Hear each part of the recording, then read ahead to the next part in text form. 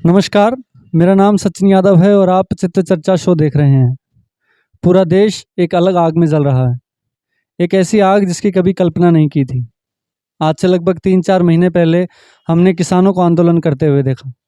पर किसानों ने जिस मर्यादापूर्वक आंदोलन किया लगभग 3 से 4 महीने तक, वो काबिले तारीफ़ था। उसी का परिणाम था कि सरकार उस बारे में विचार करने पर मजबूर हुई। फिर एक छुटपुट घटनाएँ कुछ हुईं किसानों के बीच में और उसकी वजह से पूरा किसान आंदोलन तबाह हो गया। कुछ ऐसा ही दिखाई दे रहा है जवानों के आंदोलन में। सरकार ने अग्निपथ नाम की योजना शुरू की, जिसमें अग्निवीरों की भर्ती की प्रक्रिया है। उस पूरी प्रक्रिया को लेकर आज बातचीत करेंगे। हमारे साथ में हिंदुस्तान के जागरूक व्यक्तित्व हरीश दीक्षित जी हमारे बीच में। मैं हरीश जी का स्वागत करता हूँ। हरीश जी, बहुत बहुत स्वागत है आपका चित्र चर्चा शो में। धन्यवाद सचिन जी। और आपने बहुत सही ये बात कही कि किसानों ने बहुत शांतिपूर्वक जो आंदोलन किया उसका परिणाम भी उनको जो है सही मिला। और जो बातें उन्होंने अपनी सरकार के सामने रखी, जो उन्होंने अपना पक्ष रखा, वो बहुत सही तरीके से सामने आया और उन कानूनों को सरकार ने वापस लिया। अच्छा हरीश जी, सबसे पहले अभी आज की अगर हम बात करें तो आज 5वां दिन है जो जवान आंदोलन कर रहे हैं। और जवान नहीं है वो, आम नागरिक हैं, छात्र कह लो आप उन्हें। और कुछ छात्र उग्रता पर उतर आए हैं। किसानों ने भी लगभग 6 महीने पहले एक आंदोलन किया था और हम जानते हैं कि पूरा देश उस आंदोलन में शामिल था और हर व्यक्ति की उसमें दया भावना थी, करुणा भावना थी कि किसान के साथ कुछ गलत होने वाला है या हुआ है। अभी जो छात्रों के साथ में हुआ है, कुछ छात्र 4-5 साल से तैयारियां कर रहे थे, कोविड की वजह से भर्तियां समय पे नहीं आई, रिजल्ट्स नहीं आए और सरकार ने अभी अग्निवीर योजना ला दी और जो पुरानी भर्तियां थी उनको रद्द कर दिया, या उनके बारे में अभी तक कोई क्लियरिटी सरकार की तरफ से आज की तारीख तक नहीं आई है। तो छात्र जो उग्र हो रहे हैं, उससे पहले ये जानना जरूरी है कि ये योजना क्या है, इसका उद्देश्य क्या है। और हमारे देश के लिए, भारत जैसे देश में जिसमें जनसंख्या के अनुपात में रोजगार बहुत कम है, तो अगर सरकार ये प्रयास कर रही है किसी प्रकार से रोजगार देने का, तो आप उसको किस तरीके से देखते हैं और अग्निपथ विशेष रूप से किस प्रकार से सहायता करेगा लोगों की? सचिन जी, मेरा इसमें यह व्यू है, मेरा एक नज़रिया है इस योजना को लेकर के कि हमारी जैसे सरकार की जो अभी जो पुरानी प्रणाली चली आ रही है, जो अंग्रेज़ों के टाइम से चली आ रही है, रेजिमेंट जो सिस्टम है, वो सिस्टम में भर्तियां होती हैं, जहाँ पे जवानों की जितनी कमी होती है, जैसे रिटायरमेंट होता है, उसके बाद में परमानेंट बेसिस पे जो है हायरिंग होती है। और उनको एक समय सीमा है कि 15 साल, 20 साल, 25 साल उस तक सेवाएं देनी होती हैं और उनको सारे उसके बाद सेवाओं के जो लाभ हैं वो दो तीनों सेनाओं के जो जवान हैं उनको दिए जाते हैं। हाँ, बिल्कुल। तो आज जो नई योजना जो सरकार लेके आई, उसके अलावा विशेष सेवाओं के लिए ऐसी एक एक एक ऐसा प्रोसीजर हम लेके हमारी सरकार जो लेके आई है कि जिसमें 17 साढ़े 17 साल के युवा को जो है भर्ती किया जाएगा, एडमिट किया जाएगा। और उस उम्र में जो जो व्यक्ति होता है, जो एक छात्र होता है, वो साधारणतः अपना स्कूल ही पूरा कर पाता है, 12वीं क्लास जो है वो पास करके, और वो अपने करियर के लिए चुनाव कर रहा होता है कि मुझे क्या दिशा मेरे मेरे मेरे करियर को, मेरे जीवन को देनी चाहिए। और उस समय पे उसके लिए एक अपॉर्चुनिटी जो है देश के युवाओं के लिए ये सरकार लेके आई है, जिसमें 4 साल तक वो ये निर्धारण कर सकते हैं ठीक से कि क्या वो देश में जो जो भी डिफेंस जो सर्विसेज हैं उसके लिए अपने आप को सक्षम मानते हैं, क्या वो उसे बेहतर तरीके से कर सकते हैं, क्या वो उसमें बेहतर तरीके से रहना चाहते हैं। उसका निर्धारण आप आज पहले दिन स्कूल खत्म करने के बाद में आपको 1 महीना, 2 महीना, 3 महीना और 6 महीने में आपको चुनाव करना होता है और फिर मजबूरन आपको सारी ज़िंदगी उस चीज़ को चलाना होता है। सरकार ने आपको एक ऑप्शन दिया है, आप 4 साल तक सरकार डिफेंस सिस्टम में आप आ जाइए, आप वहाँ पे अपने आप को तराशिए। अगर आपको लगता है कि आप डिफेंस में बहुत बेहतर हैं और आप इसमें और अच्छा करियर बना सकते हैं, तो सरकार ने 25% जनता के लिए, 25% जो अग्निवीर होंगे उनके लिए ये रिजर्वेशन रखा है कि वो परमानेंट बेसिस पे आर्मी और नेवी और एयरफोर्स के अंदर उन लोगों को रोक लिया जाएगा। और 75% जो क्राउड होगा उसको वो लोग एक पूर्व निर्धारित एक जो अमाउंट है, एक जो फंड है, उसके साथ में उन लोगों को अपने जीवन को आगे शेप देने के लिए जो वो बेहतर समझते हैं उसके लिए मौका दिया जाएगा। सा विशेषतया इसमें एक बात मैं जो साफ करना चाहूँगा कि 17.5 साल से 21 साल तक के बच्चे जो हैं वो इसमें पार्टिसिपेट कर पाएंगे। तो ज़्यादा मैक्सिमम उम्र अगर मैं लेता हूँ तो 21 साल का बच्चा अगर अग्निवीर बनने जाता है तो वो 25 साढ़े 25 साल की उम्र में वहाँ से फ्री होके और एक अमाउंट के साथ में एक सिविलियन की ज़िंदगी जीने के लिए तैयार होता है ना? जिसको बढ़ा कर के उन्होंने 23 साल कर दिया। अब आप कहोगे कि एक व्यक्ति 27 साल की उम्र में 12 लाख 15 लाख के फंड के साथ में और फ्री होकर के उन अग्निवीर की सेवा से अगर आता है तो वो अच्छी एक एजुकेशन ले सकता है, हायर एजुकेशन अपनी प्लान कर सकता है, वो कोई एक बिजनेस प्लान कर सकता है, वो हर छोटे कस्बे और हर छोटे जो टायर 3 टायर 4 के जो जो जो सिटी हैं उनमें सिक्योरिटी सर्विसेज के जो बिजनेस है उनको शुरू कर सकता है, क्योंकि उसको डिफेंस का बैकग्राउंड रहेगा, वो काम वहाँ कर सकते हैं। अगर समाज के हम लाभ की तरफ अगर हम बात करें तो इतने सारे नेचुरल क्लैमिटीज़ अपनी जो प्राकृतिक आपदाएँ जो हैं आती हैं कि सरकार के पास या डिज़ास्टर मैनेजमेंट जो अपनी जो विभाग है उनके पास में इतनी सुविधाएँ या इतना क्राउड नहीं है कि वो उन चीज़ों को मैनेज कर पाएँ। तो हमारे पास में आज के अगर हम 10 या 15 साल बाद देखें तो अग्निवीरों का एक इतना बड़ा जो है नंबर होगा जो समाज के हर छोटे गांव और कस्बे में जो वहाँ पे एग्जिस्ट करता होगा। तो कोई भी अगर दुविधा कोई समस्या आती है तो वो व्यक्ति जिन्होंने डिफेंस की ट्रेनिंग ली है, 4 साल 5 साल जिन्होंने डिफेंस की ट्रेनिंग ली है, वो लोग उन चीज़ों में अपने समाज को समस्याओं से निकालने में सक्षम होंगे और बेहतर समाज सेवी और मैं कहूँगा कि बेहतर सुरक्षा प्रणाली लोकल सिस्टम जो है उसको सुधारने में उनका बहुत बड़ा योगदान होगा। इसे हम एक समस्या के तौर पे ना देख करके मेरे युवा छात्र हैं जो तैयारी कर रहे हैं, जो रनिंग कर रहे हैं, जो फिजिकल के लिए तैयारियां कर रहे हैं सालों से, मैं समझता हूं कि उनमें एक ये आवेश होगा कि हम 2 साल से मेहनत कर रहे हैं। तो इसको इस तरीके से समझ सकते हैं कि 2 साल से वो अपने आप को और बेहतर बनाने की कोशिश कर रहे हैं और इसमें इसमें कोई ऐसा नहीं है कि किसी और की भर्ती हो गई है। जितनी भी ज़रूरत होगी वो आने वाले समय में सारी वैकेंसीज जो है ओपन होंगी सब लोगों के लिए और इन सबको मौका मिलेगा उनमें जाने के लिए। तो मेरे मेरे हिसाब से तो मुझे लगता है कि छात्रों को थोड़ा सा पेशेंस रखना चाहिए और एक मेरा व्यू और है, शायद ये सब लोगों को एक्सेप्ट नहीं होगा कि जितने भी आंदोलन हो रहे हैं, आगजनी हो रही है, बसों को जलाया जा रहा है, ट्रेनों को जलाया जा रहा है, ये वो छात्र नहीं है जो आर्मी के लिए तैयारी कर रहे हैं, नेवी के लिए और एयरफोर्स के लिए तैयारी कर रहे हैं। बिकॉज वो छात्र जो हैं एक देश सेवा की भावना उनके अंदर होती है, वो देश का नुकसान कर ही नहीं सकते। ये एक पॉलिटिकल एजेंडा मैं कह सकता हूँ, एक नैरेटिव चलाया जा रहा है कि पहले शुक्रवार को जगह-जगह आंदोलन करे जा रहे थे। अब एक अग्निपथ योजना आई सरकार ने, अपने राजनाथ सिंह जी ने हमारे जो रक्षा मंत्री ने अगर एक योजना लेके आए हैं तो सब जगह एक नैरेटिव चलाया जा रहा है जिससे कि सरकार को गलत दिखाया जा सके। लगातार चुनाव आने वाले हैं तो शायद 2 साल के अंदर अंदर वो एक ऐसी विशेष तरीके से उसे प्रेजेंट करना चाहते हैं। तो ये एक अलग बात है वैसे कि हमें राजनीतिक तौर पे ये चीज़ें करी जा रही हैं, बट फिर भी इसका नुकसान तो समाज को ही होने वाला है। अगर एक रूट पे एक छोटे कस्बे से 5 बस अगर सुबह से शाम तक निकलती थी और वहाँ पे हमारे हमारे समाज के लोगों ने इकट्ठा होकर के एक एक एक ऐसे व्यक्तियों के बातों में या उनके ऐसे झूठे मनगढ़ंत कहानी के अंदर उन्होंने पार्टिसिपेट किया और उसके बाद उन्होंने बसों को, ट्रेनों को जलाया, जिस सुविधा का शायद वापस से स्टार्ट होना उसमें साल, 1.5 साल, 2 साल लग सकते हैं। तो वो तो जनता ही भुगतेगी उसको। इस चीज़ को समझना बहुत ज़रूरी होगा कि हमें बड़ी शांति से हमें तैयारी करनी चाहिए। एक नई अपॉर्च्युनिटी आई है, उसको अपॉर्च्युनिटी को हमें देखना चाहिए और अगर बायकॉट करना है, अगर हमें लगता है कि अग्निपथ योजना वाक़ई में ठीक नहीं है, तो मेरा युवाओं से अनुरोध है कि वो उसमें पार्टिसिपेट नहीं करें।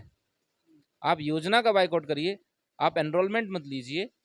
सरकार कैसे उस योजना को चलाएगी?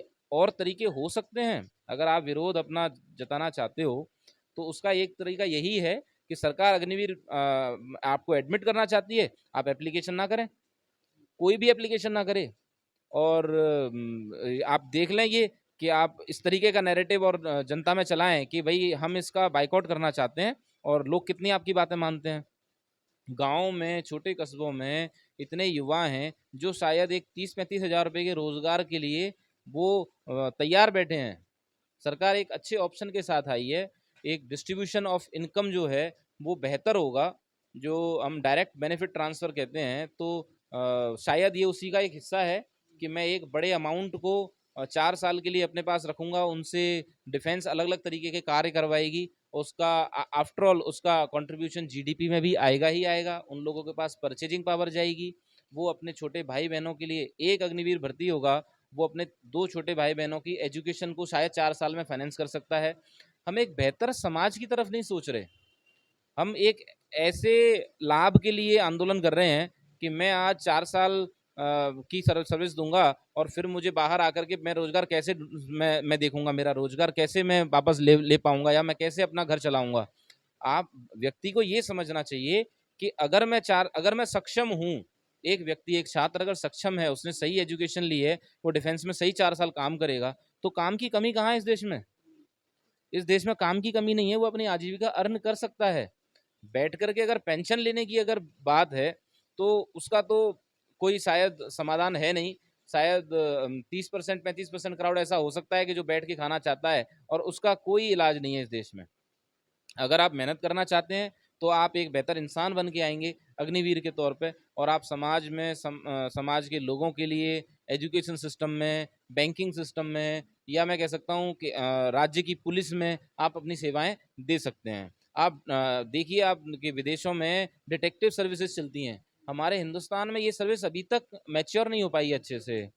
मैं शायद इसे बहुत बड़ी एक रिवॉल्यूशन कहूँगा कि अगर लोग अग्निवीर बनने के बाद में बाहर सर्टिफिकेट के साथ आते हैं और फिर वो बाहर सरकार के बनाए हुए संस्थानों से प्राइवेट डिटेक्टिव और इनकी अगर ट्रेनिंग लेकर के और लोगों की भलाई के लिए काम करते हैं, तो शायद पुलिस की जितनी भी कमियां हैं उनको उजागर किया जा सकता है और हमारे पुलिस सिस्टम को बेहतर बनाया जा सकता है।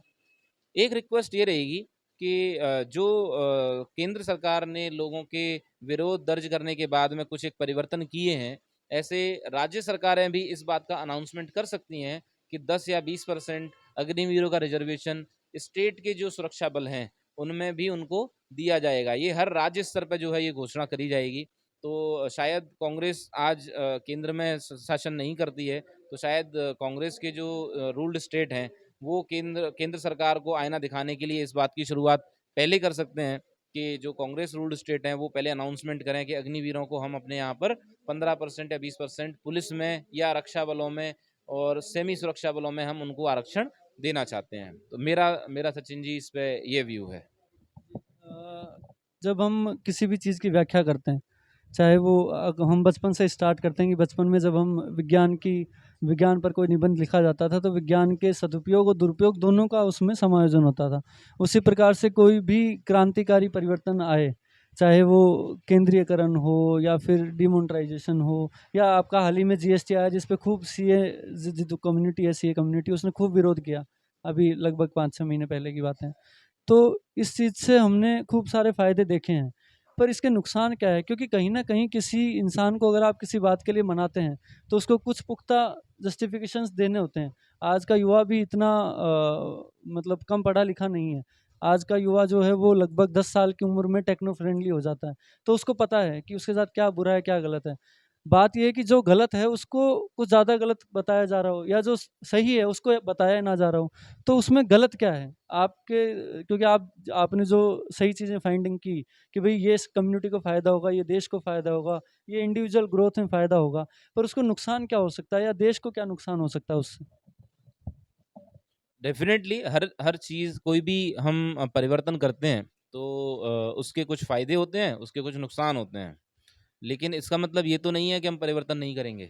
हम परिवर्तन करते हैं और हमेशा हम कुछ नया शुरू करते हैं, तो उसके फ़ायदों को देखते हुए शुरू करते हैं और जब उसकी शुरुआत हो जाती है, तो उसके धीरे-धीरे नुकसान आना शुरू होते हैं। मैं इसके कुछ एक एग्ज़ाम्पल देना चाहूँगा कि आज जो टेक्नोलॉजी की जो क्रांति है, आज मोबाइल की जो क्रांति है या world at the fingers available है लोगों के, so it is a benefit. But then cyber crime एक नई चुनौती निकल के आया कि कैसे उससे ओवरकम किया जाए। तो हमने फायर वॉल्स बनाए, हमने पुलिस हमने एक ऐसा लॉ बनाया कि जिसमें लोगों को प्रोसिक्यूट किया जा सकता है और लोगों को ये समझाया गया कि अगर आप ये गलत करोगे, साइबर क्राइम में आप इन्वॉल्व रहोगे तो आपको इतने साल की सजा हो सकती है। And there are different provisions, I will not be able to go in the detail. So पहले इस बात की व्याख्या करना कि उसके नुकसान क्या हो सकते हैं, वो शायद रियलिस्टिक वास्तविक नुकसानों के चरम तक मैं पहुंच नहीं पाऊंगा कि क्या नुकसान होंगे। हाँ, लेकिन हम क्योंकि विचार अगर हमने पॉजिटिव बातों पे रखे हैं कि ये फ़ायदे हो सकते हैं, तो हमें ये ज़रूर नोटिस कराना पड़ेगा कि इस नुकसान मैक्सिमम नुकसान क्या हो सकते हैं। वाक़ई में होंगे या नहीं होंगे, इस बात की वो भविष्य बताएगा। हम ये कह नहीं सकते कि नुकसान होंगे ही होंगे, लेकिन फ़ायदे ज़रूर होंगे। फ़ायदे पक्का है कि वो होंगे ही होंगे। आपको 12-15 लाख रुपए मिलेंगे, तो उसका बेहतर यूज़ आप कर सकते हैं। आप डिफेंस में 4 साल सर्विस दोगे, तो आप अपने फ़िज़िकल को, आप अपनी बॉडी को बहुत अच्छा बना सकते हैं, जिससे आप आगे जा कर के पुलिस में या सशस्त्र जो सेमी सुरक्षा बल हैं, आईटीबीपी है, असम राइफल्स हैं, आप उनमें अपनी सेवाएँ दे सकते हैं। तो ये फ़ायदे हैं, ये निश्चित तौर पे फ़ायदे हैं। नुकसान में मैं ये कह सकता हूँ कि 1, 2 या 3% ऐसे अग्निवीर हो सकते हैं कि जो वहाँ से निकलने के बाद में स्ट्रेस में आ जाएँ। उनका हो सकता है साइकोलॉजिकल बैलेंस उतना न रहे कि शायद वो अपने आप को उतना इंडिपेंडेंट अग्निवीर से रिटायरमेंट होने के बाद में न बना पाएँ और वो शायद गलत रास्ता चुन लें। एक पहला सबसे बड़ा चैलेंज ये आ सकता है। कुछ एक रिटायर्ड और सर्विंग जो जनरल रैंक के अधिकारी हैं, उनके भी स्टेटमेंट और ये सामने आए हैं कि अगर अग्निवीर भटक गया तो वो खतरा बन सकता है। उसके पास डिफेंस की काफ़ी सारी इन्फॉर्मेशन होगी, उसके पास में अलग-अलग जगह पोस्टिंग के टाइम पे 2 जगह कम से कम पोस्टिंग रहेगी उसकी, उसके पास में उन कैंप्स की इन्फॉर्मेशन रहेगी, या वो खुद भी एक हथियार ही बन के निकला है, तो वो हथियार के रूप में उभर के सामने आ सकता है। तो ये तो एक ऐसा चैलेंज नहीं हुआ कि क्या आज देश में क्राइम नहीं हो रहा? जो लोगों ने डिफेंस की ट्रेनिंग नहीं ली है, फिर भी देश में अवैध हथियार और जो है उनका ज़खीरा पकड़ा जाता है। पुलिस उस पे काम कर रही है, लगातार लोगों को सर्च कर रही है, हमारा इंटेलिजेंस उस पे काम कर रहा है। कश्मीर को देखें, वहाँ का युवा तो पढ़ा लिखा भी नहीं है, लेकिन फिर भी वो लोग इस चीज़ में इन्वॉल्व और उनके वशीभूत होकर के, जो भी टेररिस्ट ऑर्गेनाइजेशंस हैं उनके वशीभूत होकर के और काम कर रहे हैं। तो हमें ये समझना चाहिए कि उन भटके हुए युवाओं को ठीक करने के लिए, या उनको उनकी समझाइश के लिए, या उनको सही रास्ते पर लाने के लिए हमारे पास कानून की एक व्यवस्था है। हमें उस कानून व्यवस्था पे भरोसा रखना चाहिए कि अगर अगर हमें अगर हमें ऐसे युवाओं से हमारा सामना होता है, अगर हमारे समाज का ऐसे भटके हुए युवाओं से सामना होता है कि जो नुकसान कर सकते हैं या समाज को नुकसान पहुंचा सकते हैं, तो उसके लिए 97% जो सही अग्निवीर हैं, वो भी तो उसके लिए एक डिफेंस सिस्टम बन के तैयार होंगे। क्या हम ये नहीं कह सकते कि 95%, 5% भी अगर भटके हुए युवा होते हैं, तो 95% उनको कंट्रोल नहीं कर सकते? हमें भरोसा अपने डिफेंस सिस्टम के डिसिप्लिन के ऊपर होना चाहिए कि जो आज हम अगर किसी भी एक्स आर्मी व्यक्ति को देखते हैं, तो हमारे मन में एक कॉन्फिडेंस दिखता है कि मैं सुरक्षित फील महसूस करता हूँ कि यहाँ पे आर्मी के लोग रहते हैं, या आर्मी के 3 जवान हैं, अगर कोई गलत करेगा तो यहाँ पे ये मेरी मदद करेंगे। तो हमें तो हमेशा अच्छी चीज़ की तरफ हमें ध्यान देना चाहिए कि जो लोग वहाँ से भटकेंगे उसके लिए देश में संविधान है, संविधान के तहत सरकार ने कानून बनाए हैं, न्याय व्यवस्था है, और उनको प्रोसिक्यूट किया जाएगा, उनको वापस से सुधरने का मौका दिया जाएगा। सरकार इसमें एक प्रावधान कर सकती है कि जो भी ऐसे अगर कोई भटके हुए युवा बाद में ऐसे आइडेंटिफाई होते हैं, तो उनके लिए एक सुधार गृह टाइप की व्यवस्था स्पेशली अग्निवीरों के लिए, क्योंकि उनको साधारण सिस्टम में जो अभी अपना पुराना सिस्टम चला आ रहा है, उसके अंदर उनको प्रोसिक्यूट करेंगे तो शायद हम उनको और ज़्यादा इमोशनली और मेंटली डिस्टर्ब कर सकते हैं। तो उनके लिए जो डिफेंस पुलिस सिस्टम है, शायद उसमें एक ऐसी व्यवस्था लेके सरकार आ सकती है कि अगर वो ऐसे कुछ आइडेंटिफिकेशन होता है जिसमें वो कुछ गलत एक्टिविटीज़ में इंडल्ज हो जाते हैं, तो हम उनको डिफेंस सिस्टम के बेसिस पे प्रोसिक्यूट किया जाए और उनको वो फील कराया जाए कि you are the part of the Indian defence system only only. तो मेरा एक इस पे ये व्यू है कि इसमें एक ही ये कमी मुझे दिखती है। और दूसरी, अगर ज़्यादा डिटेल में अगर हम जाना चाहते हैं, तो एक ये हो सकता है कि जो 23 साल की उम्र तक जो युवा जो रिटायर होगा वहाँ से, वो ये निर्धारण शायद ना कर पाए कि मैं क्या एजुकेशन लूँ। तो वो 4 साल में जब अपने अग्निवीर की ट्रेनिंग में रहेगा, उसे उसी टाइम पे ये निर्धारण करना पड़ेगा कि मुझे आगे जाके क्या करना है, मुझे डिफेंस में रहना है, तो वो डिफेंस को मैं अपनी बेहतर प्रदर्शन जो है करके दिखाएगा और वो 25% की श्रेणी में आएगा। और अगर ऐसा नहीं कर पाता है, तो उसके पास में एक प्लान बी होना चाहिए हमेशा कि जिसमें वो अगले अगले अपने जीवन में जाकर के क्या विशेष कर सकता है, और उसके लिए सरकार उसे एक फंड जो है वो उपलब्ध करवा रही है, जिसको वो अपनी बेहतरी के लिए यूज़ कर सकता है। उसके साथ-साथ मैं आप सब लोगों को बता भी दूँ कि इग्नू के सहयोग से, इग्नू के साथ पार्टनरशिप में एमओयू साइन होने जा रहा है, जिसमें 3 साल का ग्रेजुएशन कोर्स सभी अग्निवीरों को कराया जाएगा और उसमें आगे आने वाली लाइफ में उनको क्या रन करना है। जैसे कि अगर मान लो स्टूडेंट जो अग्निवीर है, वो 12वीं पास करने के बाद में जाता है और 4 साल बाद में आएगा, तो पढ़ाई को कंटिन्यू करना उसके लिए पर्टिकुलरली पॉसिबल नहीं हो पाएगा। तो उसको वहीं पे ही ये स्किल डेवलपमेंट वाला जो ग्रेजुएशन कोर्स है, ये उसको प्रोवाइड करा जाएगा और जब वो बाहर आएगा, तो बाहर जो भी उसके लिए नौकरियाँ रहेंगी, उसमें जो मिनिमम ग्रेजुएशन रिक्वायरमेंट होगी, वो उस डिप्लोमा, उस ग्रेजुएशन कोर्स से कंप्लीट हो सकती है। हरीश जी, बहुत-बहुत शुक्रिया आपका, आप हमारे साथ जुड़े और मैं आप सब लोगों से जो ये देख रहे हैं, उनके लिए एक निवेदन है कि आप लोग किसी की बातों में ना आएँ, अपना आकलन स्वयं करें कि आप स्वयं कहाँ हैं। आज का युवा, आज का गरीब तबके का व्यक्ति जिसकी साल की सालाना इनकम लाख रुपए भी नहीं है, जिसके परिवार की इनकम इतनी है कि वो लाख रुपए भी नहीं है, उसको एक अच्छा मौका मिल रहा है, उसे भुनाया जा सकता है। हो सकता है आपको पेंशन ना मिले, हो सकता है आपकी 4 साल बाद में आपको नौकरी के लिए कोई थोड़ा ज़्यादा मज़दूरी वाला या ज़्यादा शारीरिक श्रम वाला काम करना पड़े, पर समाज में आपको सम्मान हमेशा मिलेगा, आप हमेशा एक सिपाही रहेंगे और भारत देश के सिपाही रहेंगे। तो मेरा आप सभी से निवेदन है कि इस प्रकार की जी।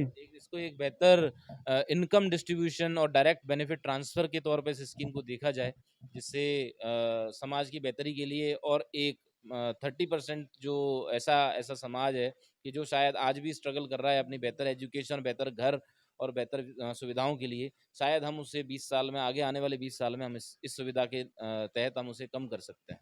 बिल्कुल, और अभी भी जो वर्तमान जो प्रणाली है, उसमें भी यही है कि अगर कोई सिपाही के पद पर जाता है और अगर सिपाही के पद पर ही रिटायर हो रहा है, तो 17 साल की है, यानी कि वो 34-35 साल की उम्र में रिटायर हो जाता है। उसके बाद आने के बाद भी सिपाही या तो दूसरी नौकरी जॉइन करता है, सरकारी नौकरी ही, या फिर कोई दूसरी प्राइवेट जो सिक्योरिटी सर्विसेज है, वहाँ नौकरी करता है और वहाँ अच्छे लेवल पे काम करता है। तो ऐसा नहीं है कि आने के आपके वहाँ से आने के बाद में आपके पास नौकरियों के अवसर कम रहेंगे, बल्कि आपके पास ज़्यादा ऑप्शन होंगे क्योंकि आपकी उम्र काफ़ी कम होगी। तो बिल्कुल, शारीरिक क्षमताएँ बेहतर होगी, मानसिक संरचना आपकी बिल्कुल बदल जाएगी, आपके जीवन में एक जो अनुशासन होना चाहिए, वो अनुशासन आपके पास आएगा। तो मेरा आप सभी से निवेदन है कि आप इस पहल को सकारात्मक रूप से लें।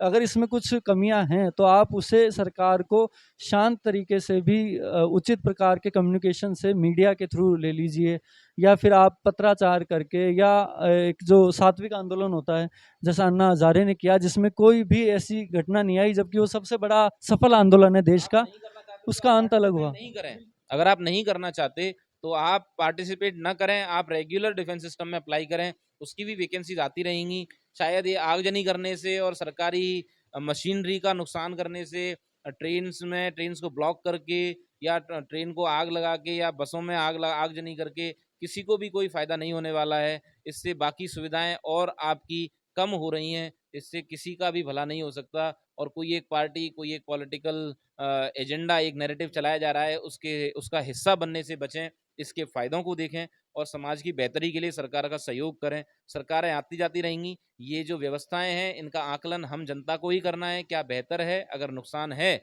आने वाले समय में आप उनको परिवर्तन कर सकते हो, सिस्टम का हिस्सा बन के आप परिवर्तन कर सकते हैं, लेकिन कमियां तो आने वाले भविष्य में ही पता लगेंगी। फ़ायदे हमें आज दिख रहे हैं कि हम एक तबके के लिए कुछ फ़ायदे लेकर के हमारी सरकार आई है, तो उन फ़ायदों को, उन सुविधाओं को उस तबके के पास जाने दें, होने से, उन फ़ायदों को होने से न रोकें। शायद हमारे समाज का उत्थान इसी बात से हो पाएगा, इसी विचार से हो पाएगा। तो आप सबका बहुत-बहुत धन्यवाद, आपने इतना समय हमें दिया और आगे इसी प्रकार के और जो जानकारियाँ जो आपके फ़ायदे के लिए हैं, जो हमारे देश के फ़ायदे के लिए हैं, वो आपके बीच में लाते रहेंगे। तब तक के लिए धन्यवाद।